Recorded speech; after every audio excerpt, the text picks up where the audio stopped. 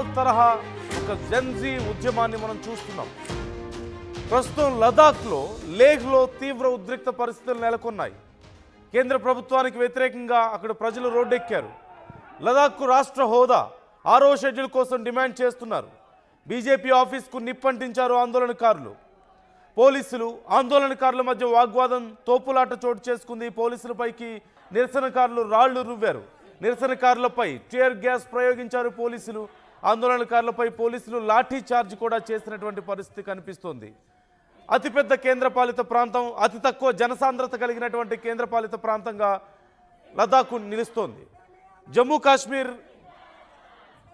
Article 370 రద్దు చేసిన సందర్భంగా లదాఖ్ కేంద్రపాలిత ప్రాంతంగా ఉండడాన్ని మనం చూస్తున్నాం.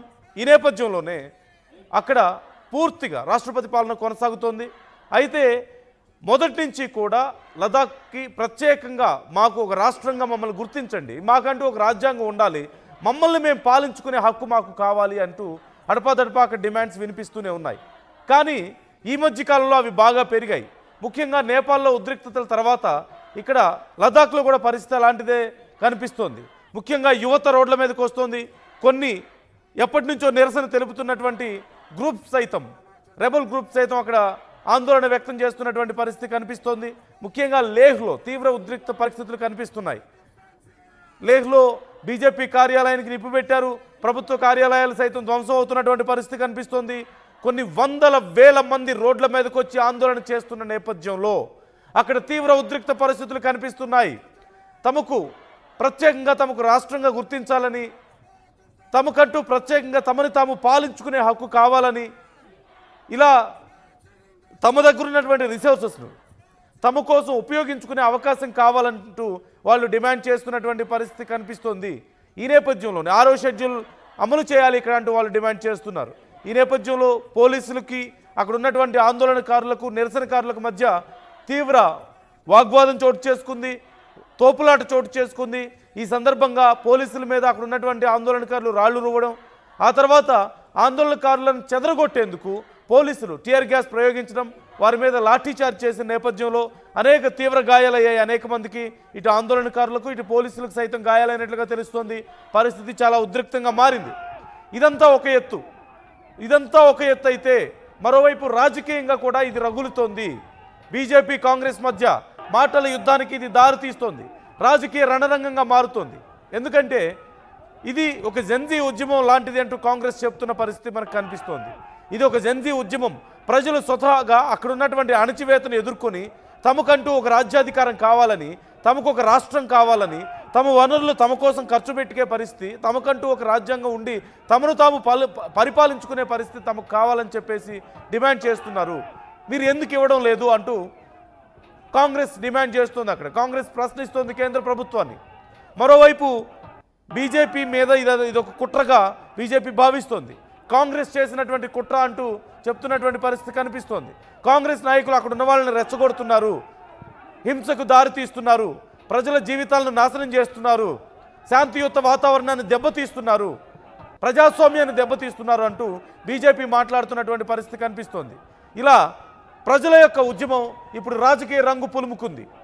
మరోవైపు ఇన్ని రోజుల పాటు ప్రశాంతంగా ఉన్నటువంటి ఆ ప్రాంతంలో ఇప్పుడు ఎందుకు ఇంత ఉద్రిక్త పరిస్థితులు చోటు చేసుకుంటున్నాయనే ప్రశ్న కూడా ఖచ్చితంగా ఇక్కడ ఉత్పన్నమవుతుంది.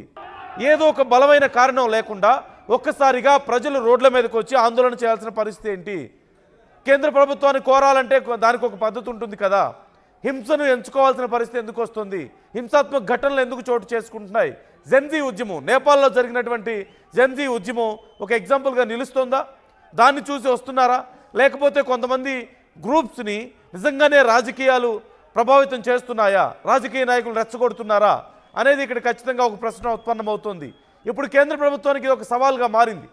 ఇప్పటికిప్పుడు వాళ్ళందరినీ అణిచివేసే ప్రయత్నం చేస్తుంటే అది ఇంకా హింసాత్మకంగా మారుతుంది. అలాగని వాళ్ళు అడిగింది డిమాండ్ చేస్తే పరిస్థితులు ఎలా ఉంటాయో చెప్పలేని పరిస్థితి, ఇప్పటికిప్పుడు నిర్ణయాలు తీసుకోలేని పరిస్థితిలో కేంద్రం ఉంది. ఇలాంటి తరుణంలో ఏం జరగబోతోంది? ఇప్పటికే రాహుల్ గాంధీ మాట్లాడుతున్నారు, కాంగ్రెస్ అగ్రనాయకులు మాట్లాడుతున్నారు, అక్కడ ఉన్నటువంటి ప్రజలను రెచ్చగొట్టే ప్రయత్నం చేస్తున్నారు అని చెప్పేసి. ఈ నేపథ్యంలో కేంద్ర పాలిత ప్రాంతంలో చాలా ప్రశాంతమైనటువంటి ప్రాంతం, చాలా అందమైనటువంటి ప్రకృతి అక్కడ ఉంటుంది. దేశ విదేశాల నుంచి కూడా, మన దేశం నుంచే కాదు దేశ విదేశాల నుంచి కూడా అక్కడికి లదాఖ్కి వెళ్తుంటారు చాలామంది. ఒక టూరిస్ట్ ప్లేస్గా చాలా పాపులర్. చాలామంది ప్రయాణికులు బైక్ రైడ్స్ మీద గ్రూపులుగా ఫామ్ అయ్యి బైక్ రైడ్స్గా వెళ్తూ ఉంటారు, బైక్ రైడ్స్ చేస్తుంటారు. లేహ్ లదాఖ్కి చాలా ఎత్తైనటువంటి ప్రదేశంలో ఉంది. ఖచ్చితంగా చాలా అందమైనటువంటి ప్రాంతం, కొండ ప్రాంతం. వాతావరణం చాలా అద్భుతంగా ఉంటుంది, చల్లగా ఉంటుంది ఎప్పుడు అక్కడ. ఇలాంటి పరిస్థితుల్లో అంత అందమైనటువంటి ప్రదేశంలో, అంత టూరిస్టులు ఎక్కువగా వచ్చేటువంటి ప్రదేశంలో ఇలాంటి ఆందోళనలు చోటు చేసుకోవడం అనేది టూరిజాన్ని దెబ్బతీసే అవకాశం ఉంటుంది. అక్కడ శాంతి భద్రతలను దెబ్బతీసే అవకాశం ఉంటుంది. ఖచ్చితంగా దీని వెనక రాజకీయ కుట్ర ఉంది అనేది బీజేపీ చెప్తున్న మాట. కావాలని కాంగ్రెస్ ఇలా రెచ్చగొడుతోంది, ఇది కాంగ్రెస్ పని అంటూ చెప్తుంది. కాంగ్రెస్ ఏమో మరొక జన్జీ ఉద్యమం ఇదని చెప్తోంది. మరి ఆందోళనకారులేమో మా రాష్ట్రం కోసం మేము చేస్తున్నాం, మా హక్కుల కోసం మేము పోరాటం చేస్తున్నాం అని చెప్తున్నారు. మనం చూస్తున్నాం, ఒక్కసారి స్క్రీన్లో మనం చూడొచ్చు. బీజేపీ ఆఫీస్కు నిప్పు పెట్టిన నేపథ్యంలో దగ్ధమైపోతున్నటువంటి బీజేపీ కార్యాలయాన్ని మనం చూస్తున్నాం. దగ్ధమవుతున్నటువంటి పోలీసు వాహనాలని మనం చూస్తున్నాం. దెబ్బలు తింటున్నటువంటి అనేక మంది యువతని మనం చూస్తున్నాం.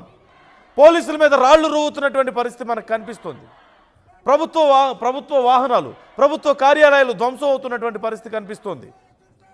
శాంతి భద్రతలకు విఘాతం కలిగించడాన్ని మనం చూడొచ్చు.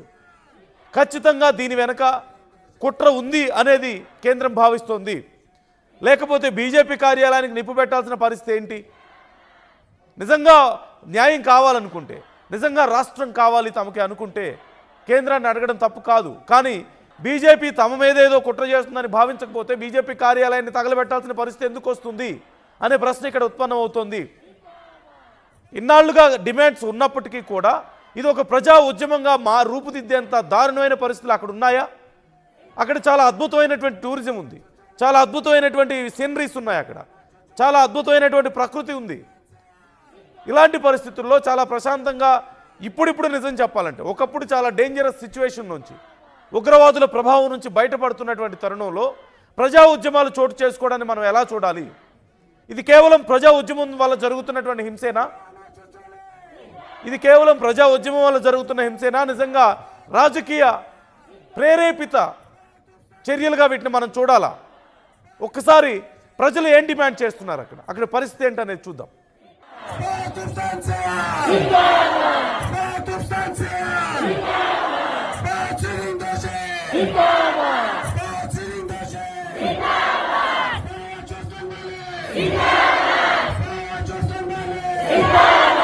Vamos a